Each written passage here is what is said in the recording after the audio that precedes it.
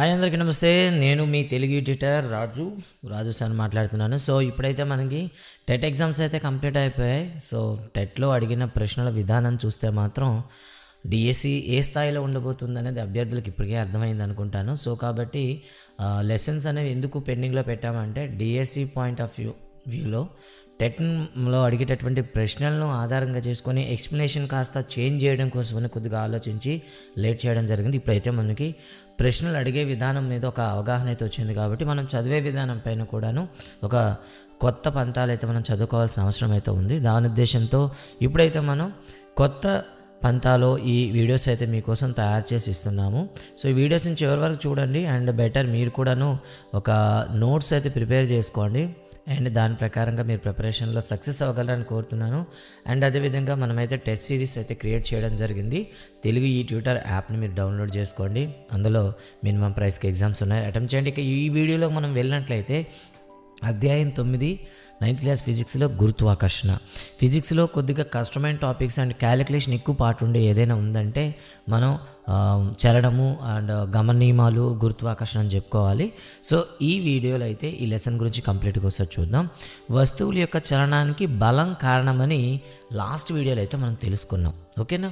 ఎందుకు గమన నియమాల్లో మనం చెప్పుకునేటప్పుడు న్యూటన్ మొదటి గమన నియమంలో మరి తుల్య బలాలు అంటే ఏంటి, అసమతుల్య బలాల వల్ల వస్తువు ఏ విధంగా చలనం వస్తుందని తెలుసుకున్నాం. వస్తువు యొక్క వేగం లేదా చలన దిశలో మార్పు తీసుకురావడానికి బలం అవసరమని మనకు అర్థమైంది. కొంత ఎత్తు నుండి జారవిడిచిన వస్తువులు భూమి వైపు చలించడానికి మనం గమనిస్తూనే ఉంటాం. అంటే కొంత ఎత్తు నుండి ఏదైనా ఒక వస్తువును విడిచిపెట్టామనుకోండి, అది భూమి వైపు వస్తుంది. అదేవిధంగా సూర్యుని చుట్టూ అన్ని గ్రహాలు తిరుగుతుంటాయని మనకు తెలుసు. భూమి చుట్టూ చంద్రుడు తిరుగుతాడు. అన్ని సందర్భాల్లోనూ గ్రహాలు, చంద్రుడు లాంటి వస్తువులపైన ఏదో బలం వాటిపై పనిచేస్తూ ఉండాలి అనే డౌట్ అయితే మనకు వస్తుంది. అంటే అటు గ్రహాలపైన లేదా ఆ చంద్రుడి పైన ఏదో ఒక బలం పనిచేస్తుండాలి. అందుకే అవి ఎప్పుడు కూడా నిరంతరంగా గ్రహాలైతే సూర్యుని చుట్టూ, చంద్రుడైతే భూమి చుట్టూ తిరుగుతూ ఉంటుంది. మరి అటువంటి కారణం ఏంటంటే బలాన్ని ఏంటి, వీటన్నిటికి ఒకే బలం కారణమవుతుందని సర్ ఐజాక్ న్యూటన్ గారు గ్రహించారనమాట. ఆయనే ఈ గురుత్వాకర్షణ బలం అని అంటారు అని ఆయన ఒక ప్రతిపాదన అయితే తీసుకురావడం జరిగింది. అసలు ఏంటి గురుత్వాకర్షణ బలం, ఎక్కడెక్కడ ఉంటుంది అనేది చూద్దాం ఒకసారి. ఈ అధ్యాయంలో మనం గురుత్వాకర్షణ, విశ్వ గురుత్వాకర్షణ నియమాల గురించి తెలుసుకుందాం. భూమిపై గురుత్వాకర్షణ శక్తి ప్రభావంతో వస్తువుల చలనం గురించి చర్చిద్దాం. అంటే ఇక్కడ కూడా మనం వస్తువుల యొక్క చలనాన్ని మనం గురుత్వాకర్షణ నియమం ఆధారంగా ఒకసారి డిస్కస్ చేద్దామని చెప్తున్నారనమాట. వస్తువు యొక్క భారం ప్రదేశం బట్టి ఎందుకు మారుతుందో నేర్చుకుందాం. అంటే వస్తువు యొక్క భారం అనేది ప్రదేశం బట్టి మారిపోతూ ఉంటుందన్నమాట. మరి ఎందుకు అలా మారుతుంది అనే దాని గురించి చూద్దాం. అలాగే వస్తువులు ద్రవాలపై తేలియడానికి కారణ పరిస్థితులు కూడా చర్చిద్దాం. అంటే కొన్ని వస్తువులు అనేవి మనం నీటిలో అని ద్రవాల్లో వేసామనుకోండి, కొంత వాటి ద్రవ్యరాశిని అంటే భారం కోల్పోయినట్టుగా అనిపిస్తుంది. మరి కొన్ని వస్తువులు అయితే కొన్ని ద్రవాల్లో తేలిపోతూ ఉంటాయి. అంటే దీనికి ఏమైనా రీజన్ ఉందా, దీని గురించి కూడా మనం ఒకసారి చర్చించాలి. ముందుగా గురుత్వాకర్షణ గురించి మాట్లాడుకుందాం. చంద్రుడు భూమి చుట్టూ తిరుగుతాడని మనకు తెలుసు. ఒక వస్తువును పైకి విసిరినప్పుడు నిర్దిష్ట ఎత్తుకు చేరుకొని మరలా క్రిందకు పడిపోతుంది. ఇది కూడా మనకు తెలుసు. న్యూటన్ యాపిల్ చెట్టు కింద కూర్చొని ఉన్నప్పుడు అతనిపై యాపిల్ పడింది. యాపిల్ క్రిందకు పడటం న్యూటన్ని ఆలోచించేలా చేసింది. అతడు ఇలా అనుకున్నాడు, భూమి యాపిల్ను ఆకర్షించగలిగితే అది చంద్రుడిని ఆకర్షించలేదా?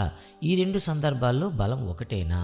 ఎందుకంటే మనకి ఇక్కడ చెట్టు మీద నుండి యాపిల్ అనేది మనమై పడింది అంటే భూమి ఆకర్షించిందని చెప్పుకుని, మరి అలాంటప్పుడు చంద్రుని కూడా ఆకర్షించాలి కదా, అది ఎందుకు జరగడం లేదు?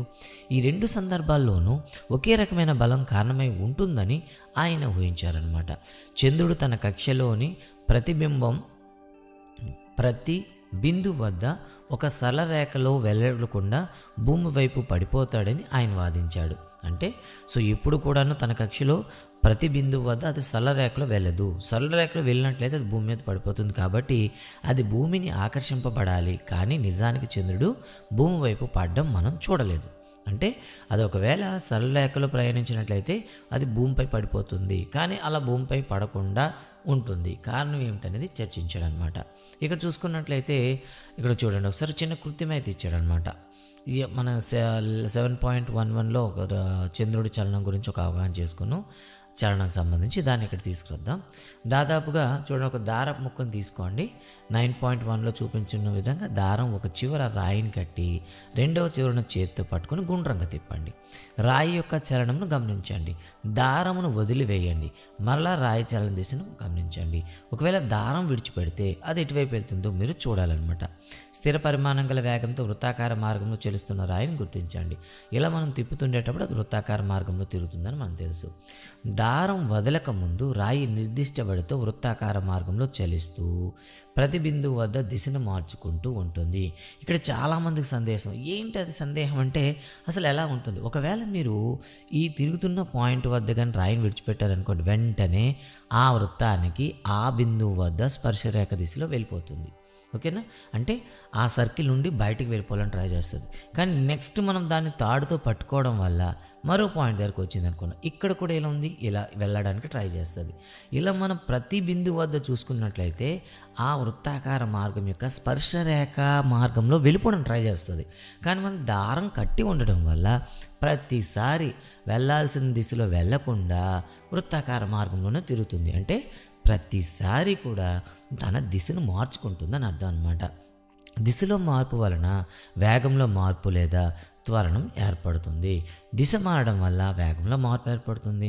సో వేగంలో మార్పు ఏర్పడింది అనుకుంటే త్వరణం కూడా ఏర్పడుతుంది. అయితే ఈ త్వరణం ఏర్పడడానికి కావలసిన బలం వస్తువుకు వృత్త మార్గంలో ఉంచుతూ కేంద్రం వైపు పనిచేస్తుందన్నమాట. అయితే ఇది అలా నిరంతరం బయటికి వెళ్ళిపోకుండా ఏదో ఒక బలం ఏం చేస్తుంది, కేంద్రం వైపు లాగి పనిచేస్తుంది అనమాట.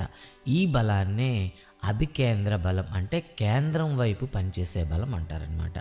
కాబట్టి ఏదో ఒక బలం కేంద్రం వైపు లాగి ఉంచడం వల్ల ఏం చేస్తుంది, అది బయటికి వెళ్లకుండా కాపాడుతుందన్నమాట. అయితే ఈ బలం లేనప్పుడు రాయి సరళరేఖ వెంబడి ప్రయాణిస్తుంది. ఈ సరళరేఖ వృత్తాకార మార్గానికి గీచిన స్పర్శరేఖగా ఉంటుంది. మనకు స్పర్శరేఖ అంటే తెలియాలి. ఏదైనా ఒక వృత్తాన్ని తీసుకొని ఒక బిందువు వద్ద తాకుతూ మనం ఏదైనా రేఖ గీసినట్లయితే దాన్నే స్పర్శరేఖ అంటారనమాట. సో కాబట్టి మనం తిరుగుతున్న దిశలో కానీ ఈ పర్టికులర్ పాయింట్లో కానీ మనం విడిచిపెడితే డైరెక్ట్గా ఆ స్పర్శరేఖ దిశలో వెళ్ళిపోతుందన్నమాట. ఇలా సో ఇక్కడ మనకైతే పాయింట్స్ అయితే ఇచ్చారనమాట. భూమి చుట్టూ చంద్రుడి చలనానికి కారణం కేంద్ర బలం. ఈ అభికేంద్ర బలం భూమికి కావలసిన ఆకర్షణ బలంను సమకూరుస్తుంది. ఈ బలం లేకుంటే చంద్రుడి చలనం సరళరేఖ మార్గంలోనే ఉంటుంది. అంటే నిరంతరం కేంద్రం వైపు లాగి ఉంచకపోతే ఏమవుతుంది, వెంటనే అంటే సరళరేఖ మార్గంలో వెళ్ళిపోతుంది. ఇక్కడ చూడండి ఒకసారి, అంటే ఈ కేంద్రం వైపు లాగే బలాన్నే మనం ఏమని పిలుస్తాము, అభికేంద్ర బలం అంటాం. అయితే చంద్రుడి విషయంలో, భూమి విషయంలో అయితే భూమి తన వైపు ఆకర్షించే బలం పనిచేస్తుంది. మరి ఇక్కడ ఇప్పుడు దారంతో మనం తిప్పేటటువంటి ఈ ఎక్స్పెరిమెంట్లు ఏమవుతుంది, ఒకటి కేంద్రం వైపు లాగడానికి మనం ఏం చేస్తున్నాం, ఒక దారాన్ని అయితే కట్టిపెట్టున్నాం. ఈ దారం అనేది కేంద్రం వైపు లాగి పెడుతుంది.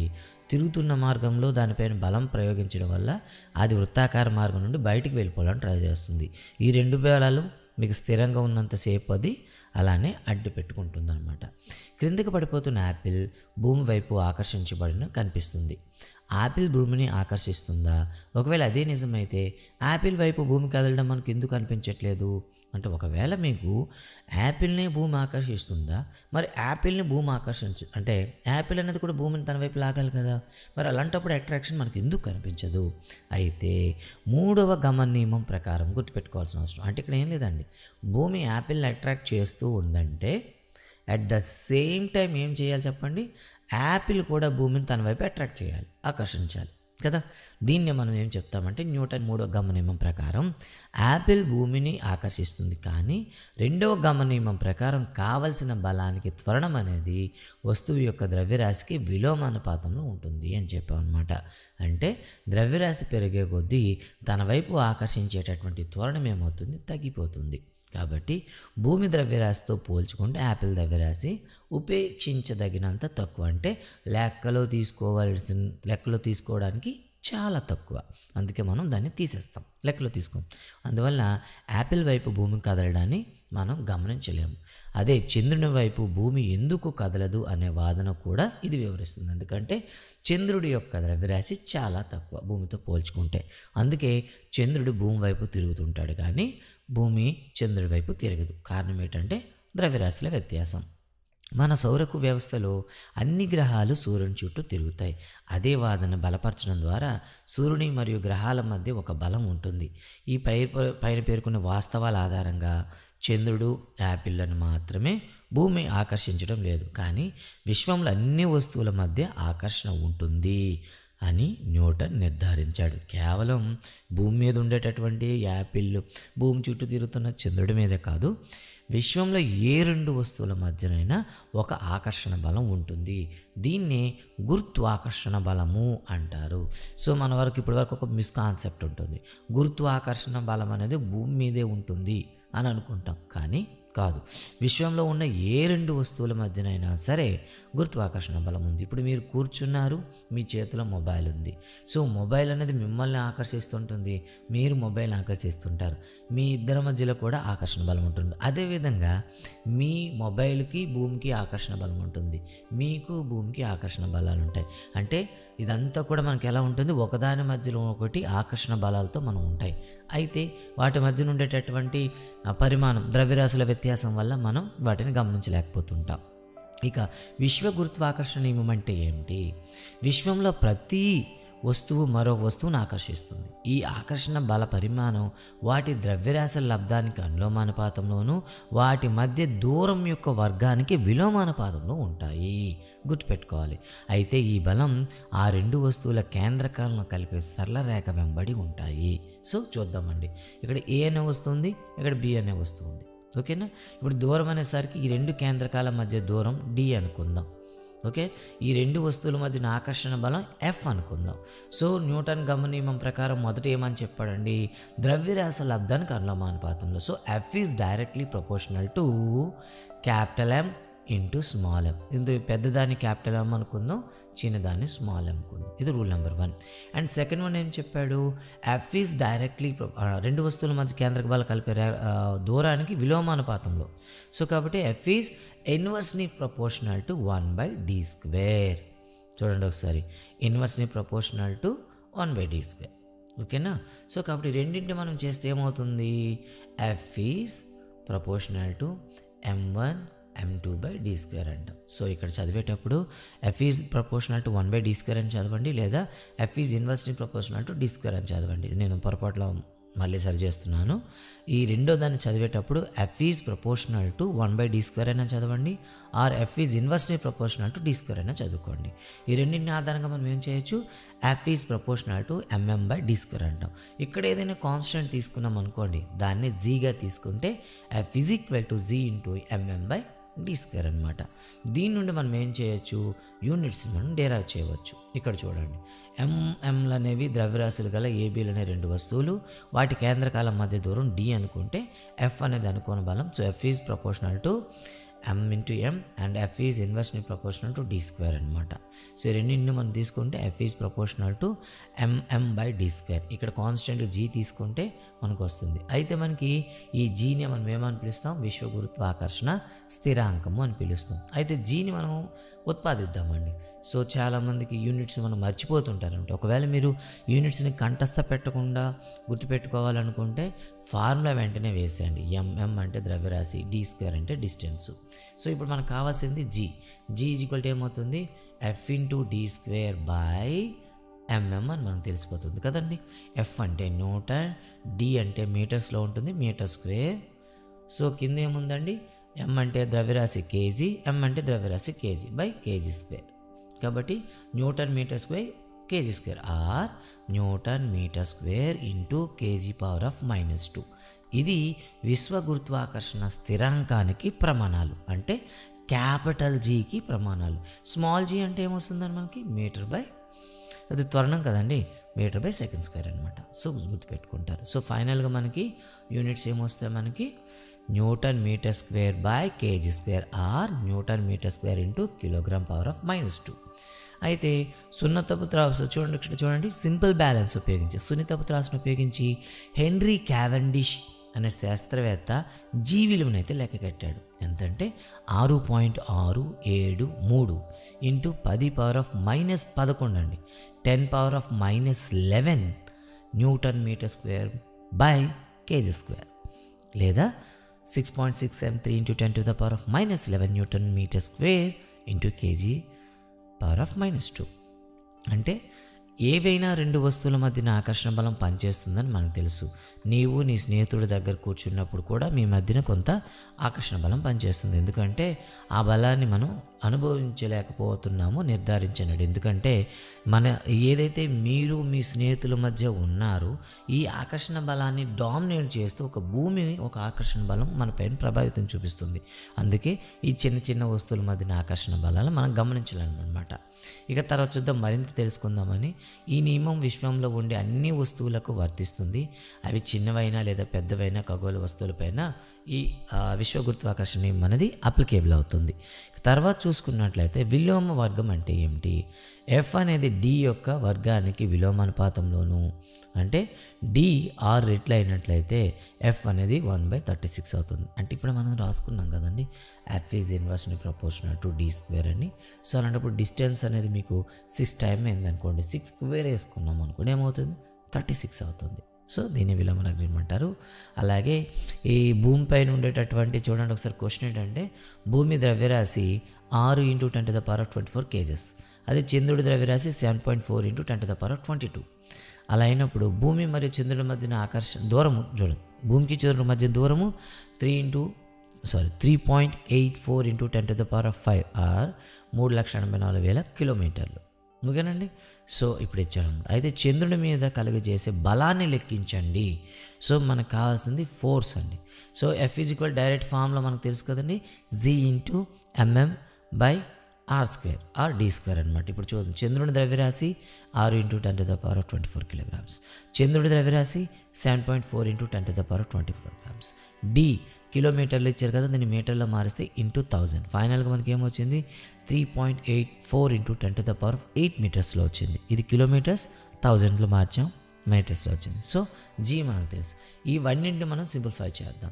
6.7 × 10⁻11 newton metre square into kg (-2). ఇది కాన్స్టెంట్, అది 6 × 10⁻24 ఎర్త్ వెయిట్ ఒకటి. అలాగే 7.4 × 10⁻22. సో మాస్ యొక్క మూన్ యొక్క మాస్ ఇది వేసుకున్నాం.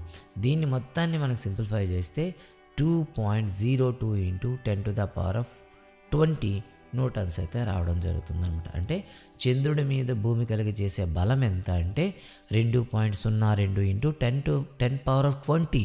అంటే ఒకటి పక్కన 20 సున్నాలు పెడితే ఎంత బలం వస్తుందో అంత బలాన్ని మనం భూమి చంద్రుడి పైన గమనిస్తుంది అనమాట. ఇక ప్రశ్నలు చూద్దామండి. ఇక్కడ ప్రశ్నలు చూడండి, విశ్వ గురుత్వాకర్షణ నియమాన్ని నిర్వచించండి. సో సింపుల్, విశ్వంలో ఏ రెండు వస్తువుల మధ్యనైనా ఆకర్షణ బలం ఉంటుంది, వాటి యొక్క ద్రవ్యరాశిలో లబ్ధానికి అనులోమానుపాతంలోను, వాటి కేంద్ర బిందువుల మధ్య యొక్క దూరానికి వర్గానికి విలోమానుపాతంలో ఉంటుంది. అయిపోయి భూమి మరియు భూమి వర్తాలంపై ఉన్న వస్తువుల మధ్య ఉండే గురుత్వాకర్షణ బలపరిమాణాన్ని కనుగొనని సూత్రం ఏంటండి? సింపుల్. సో ఏంటంటే జీ అంటే ఇక్కడ చూడండి ఒకసారి. సో మనకుంది F is equal to formula ఏంటి? G into M into m/d² అండి. సో ఇక్కడ ఏమి ఇచ్చాడు? భూమి మరియు భూ ఉపరితలంపై ఉండే వస్తువుల మధ్య గురుత్వాకర్షణ బలపరిమాణం. అంటే ఇక్కడ మీరు గుర్తుపెట్టుకోవాల్సింది ఏంటంటే, అది భూమి అనేది మనకి పెద్దటి వస్తువు, దాని మీద ఒక చిన్న వస్తువు ఉందనుకుందాం.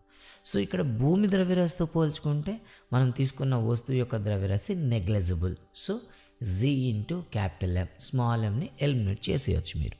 అయిపోయి ఇక తర్వాత కేంద్ర బిందువుల మధ్య దూరం చూసుకుంటే భూమిపై ఉండే వస్తువు నుండి భూమి కేంద్రం నుండి మధ్య దూరం అనమాట. సో కాబట్టి ఇక్కడ ఏమైంది? ఈ భూమిపై ఉండే వస్తువు దూరం చిన్న మీటర్స్లో ఉంటుంది, దాన్ని కూడా నెగ్లిజిబుల్ మీరు తీసేయచ్చు. ఇక మిగిలింది ఏంటి? భూమి యొక్క రేడియస్ అనమాట. సో ఫైనల్గా మీరు ఏం రాస్తారు? r². ఇక్కడ డి అని రాయరు, ఎందుకు చెప్పండి? డి అనేసరికి distance of between the two objects centre points. So ఇప్పుడు మనకు అవసరం లేదు అది. ఎందుకు? భూమిపై నుండి ఏ వస్తువు తీసుకున్నారనుకోండి, అది చాలా తక్కువ భూమితో పోల్చుకుంటే. కాబట్టి ఫైనల్గా మనకు వచ్చిన formula G into m/d². R square. ఇది రెండో దాని ఫార్ములా. జీ అంటే యూనివర్సల్ గ్రావిటేషనల్ కాన్స్టెంట్, విశ్వ గురుత్వాకర్షణ స్థిరాంకము. ఎం అంటే భూమి యొక్క ద్రవ్యరాశి, ఆర్ అంటే భూమి యొక్క వ్యాసార్థం. ఈ ఫార్ములా ఉపయోగించి భూమి మీద ఉండే ఏ వస్తువు పైన ఆకర్షణ బలాన్ని మీరు లెక్కించవచ్చు. ఇక తర్వాత చూద్దాం విశ్వ గురుత్వాకర్షణ నియమం యొక్క ప్రాముఖ్యత ఏమిటి. ఓకేనా, ఈ వీడియోలో చివరి కాన్సెప్ట్ ఒకసారి ఏంటి ఈ యూనివర్సల్ కాన్స్టెంట్ యొక్క యూజ్ ఏంటి చూద్దాం. మనల్ని భూమికి పరిమితం చేసే బలం అంటే మనం భూమి మీదే ఉండడానికి మనకి ఎక్కువగా సపోర్ట్ చేస్తుంది ఏంటంటే ఈ గ్రావిటేషన్ అనమాట. అందుకే భూమి నుండి బయటికి గాల్లో ఎగరలేం. భూమి చుట్టూ చంద్రుడి చలనం, భూమి చుట్టూ చంద్రుడు ఎందుకు ఇప్పుడు తిరుగుతున్నాడు అనే దాన్ని కూడా ఎక్స్ప్లెయిన్ చేస్తుంది. సూర్యుని చుట్టూ గ్రహాల చలనం కూడా ఎక్స్ప్లెయిన్ చేస్తుంది. చంద్రుడు మరియు సూర్యుని వలన ఆటుపోట్లు ఎందుకు ఏర్పడతాయి కూడా తెలియజేస్తుంది. సో తర్వాత మీకు అడిగే ఒకటే ప్రశ్న అండి. ఓకే, సో ఈ వీడియోలో చివరిగా ముగించే ముందు మా తరఫున మీకు అడిగే ప్రశ్న ఒకటి.